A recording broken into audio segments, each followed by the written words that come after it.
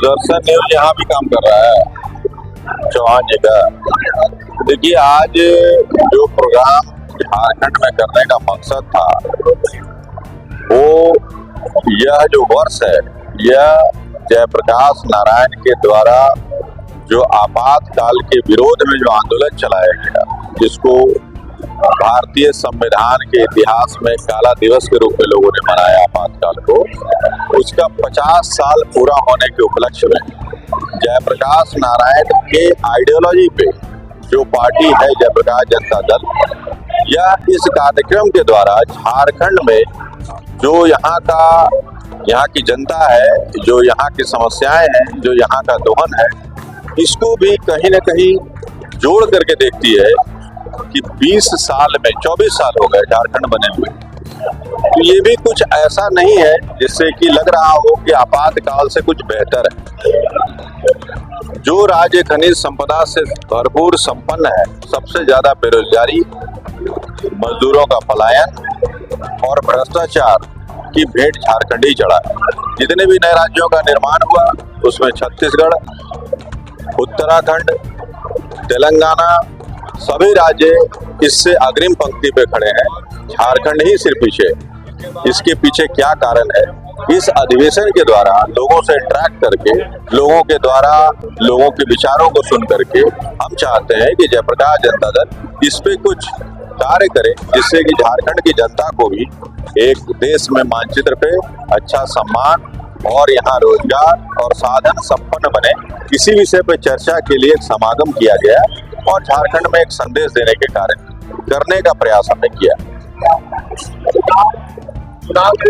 चुनाव हमारा अभी प्रथम मुद्दा नहीं है। चुनाव तो अभी जब अधिसूचना लगेगी तो अगर उचित कैंडिडेट मिलेंगे तो पार्टी चुनाव लड़वाएगी, लेकिन चुनाव मेरा प्रथम मुद्दा नहीं। कितने सीट पे? देखिए, चुनाव अगर हम लड़ेंगे तो कम से कम जो अभी तक सिलेक्शन हुआ है वो सीट 10 होंगे, लेकिन सीट का अभी डिस्क्लोज हम नहीं करेंगे कौन कौन सी सीट है। कैंडिडेट का चुनाव चल रहा है, अगर कैंडिडेट सही मिले तो फिलहाल 10 सीटों पर तो हम लड़वाएंगे। हेमंत सोरेन की सरकार कुछ योजनाएं चला रही है, लेकिन हेमंत सोरेन की सरकार में सरकार का बहुत बड़ा रोल हम नहीं देखते हैं। यहाँ की ब्यूरोक्रेसी यहाँ चला रही है। तो हेमंत सोरेन का सरकार हो या रघुवर दास की सरकार रही हो या अर्जुन मुंडा की रही हो, झारखंड में हमेशा से यहाँ का नौकरशाह ब्यूरोक्रेट की पकड़ बनी है और वही राज्य को चलाते हैं। और यही वजह है कि झारखंड में भ्रष्टाचार का बोलबाला है। और हार के दिनों में आप देखे होंगे कि यहाँ की नौकरशाही जो है वो बहुत ही ज्यादा करप्ट है और यहाँ की सरकारें उसमें गिरफ्त में है और सरकार भी उसी अनुरूप कार्य कर रही है। तो बहुत अच्छा हम नहीं मानते हैं। ठीक है, योजनाएं हैं, सब चल रही हैं। यहाँ जितनी भी योजनाएं हैं, चाहे वो राष्ट्रीय स्वास्थ्य सुरक्षा मिशन हो, चाहे वो समग्र शिक्षा अभियान हो, चाहे कोई भी केंद्र द्वारा प्रायोजित योजना हो, सबके सबका हालत बहुत बुरा है। और अगर रेटिंग दी जाए तो सबसे निचले पायदान पे हम समझेंगे झारखंड की स्थिति। देखिए, झारखंड में जो घुसपैठिए का मामला है, ये मामला यहाँ उठाया गया है। झारखंड में सबसे पहले पूछना या सोचना पड़ेगा वो यहाँ के आदिवासी और यहाँ के जो लोकल रेसिडेंट हैं, जो ये लोग बार बार एक चुनाव को मुद्दा बनाते हैं, रिफ्ट पैदा करते हैं कि हम हथियान और जो टेनेंसी है फलाना ठिकाना लाएंगे। इसमें भ्रमित करने के बाद जब इनको लगता है कि नहीं कुछ नहीं हो रहा है तो हिंदू मुसलमान का जोर लगाएंगे। फिर अगर कहीं कुछ घटा हो तो बंगाल से चूंकि कनेक्टेड है तो 2-4 घुसपैठिए आ भी जाएंगे तो सरकार उनको निकाल बाहर करेगी आइडेंटिफाई करके। लेकिन अभी तक तो ऐसा कुछ मिला नहीं है, लेकिन उस पर राजनीति की रोटी जरूर सेकी जा रही है। इसलिए मैं मानता हूँ कि झारखंड में इस तरह का कुछ भी नहीं है। सबसे पहला जोर होना चाहिए विकास पे, यहाँ के रोजगार पे, यहाँ के युवाओं के पर ध्यान देना चाहिए। झारखंड सबसे ज्यादा त्रस्त है, जैसे पंजाब डूब चुका है ड्रग्स में, झारखंड भी डूब चुका है शराब। और मेरे ख्याल से युवा यहाँ बर्बाद हो रहे हैं और इनको बचाना पड़ेगा और यहाँ पे जो रोजगार है वो जनरेट करना पड़ेगा और यहाँ से पलायन रोकना पड़ेगा। लोकसभा चुनाव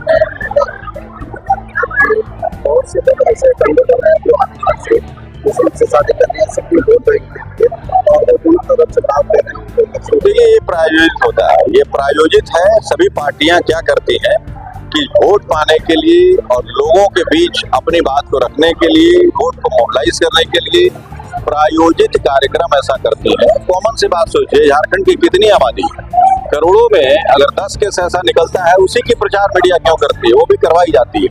अब कहते हैं कि अगर 100 आदमी में 3 आदमी इस घटनाओं में शामिल है या ऐसा कुछ हो रहा है, तो 97 आदमी की बातों का वैल्यू नहीं है। इसीलिए मैं बता रहा हूँ कि यहाँ पे सबसे पहले विकास पे बात होनी चाहिए। बाकी चीजें बहुत छोटी हैं और झारखंड बहुत शांत, अब तो पहले तो नक्सलवाद से प्रभावित था, वो भी अब मेन स्ट्रीम में आ गए हैं। बहुत शांत और संपन्न राज्य है, लेकिन इसकी व्यवस्था ये है कि वो संपन्नता दिखती नहीं। क्यों नहीं दिखती? इसके पीछे हम लोग कुछ कार्य कर रहे हैं और लोगों के बीच जाएंगे और जयप्रकाश जनता दल इसको रखेगा। हेमंत सोरेन के कार्य को कौन सा? देखिए, हेमंत सोरेन का कार्य, अगर हेमंत सोरेन जी को लिया जाए तो हेमंत सोरेन के कार्य को हम बहुत अच्छा नहीं मानेंगे। उसका कारण है कि हेमंत सोरेन की अपनी कुछ नहीं चल रही है, अलायंस की सरकार है, तो सिर्फ हेमंत सोरेन को फोकस मुखिया होने के नाते करना उचित नहीं होगा। इनके जो सहयोगी हैं, कांग्रेस हो, राजद हो, सब मिलकर के लूट में लगे हुए हैं। तो सरकारें कभी भी अलायंस की जो चलती हैं, उनका जो जुड़ाव है, जो अलायंस है, क्या पर्पस क्या हुआ था?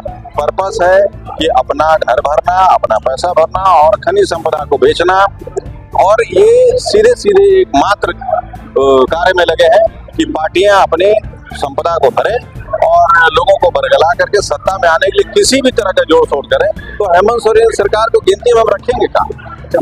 ये चंपई सोरेन की सरकार में चंपई सोरेन को भी यही लगा कि अगर लगता है कि मुझे सीएम बने उतने दिन, जैसे ही मौका मिला, मौका परस्त हुए तो भाजपा की ओर चल दिए। सवाल उठता है कि जो राज्य की जनता है उसकी चिंता नहीं है। आज तक मैंने नहीं देखा किसी को कि कोई प्लानिंग बहुत अच्छा देते हुए या मैक्सिमम लोगों के लिए कुछ करते हुए। तो जो योजनाएं चल रही हैं, पैसा हमसे चल रही है, उसी का लूट बांट हो रहा है। तो इसीलिए झारखंड सरकार में हेमंत सोरेन मत बोलिए, यहाँ पे सरकार अलायंस की है और सभी रिस्पॉन्सिबल है इसके। जी, मैं पंकज सहाय, जयप्रकाश जनता दल का राष्ट्रीय अध्यक्ष हूँ और वर्तमान में अभी मैं देश के 11 राज्यों में अपने संगठन को गति देने के लिए जगह जगह जा करके अपनी मुद्दे की बात और अपनी बातें रखने का प्रयास कर रहा हूँ।